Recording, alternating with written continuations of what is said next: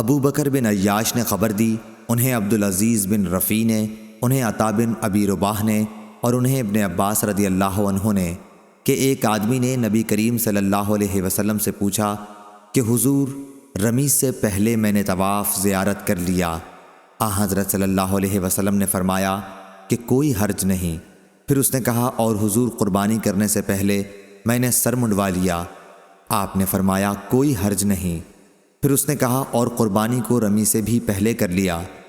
حضرت صلی اللہ علیہ وسلم نے پھر بھی یہی فرمایا کہ کوئی حرج نہیں۔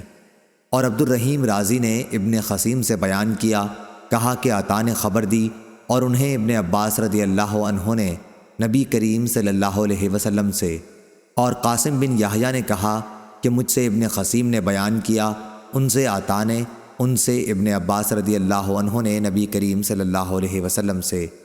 صحیح بخاری حدیث نمبر 1722۔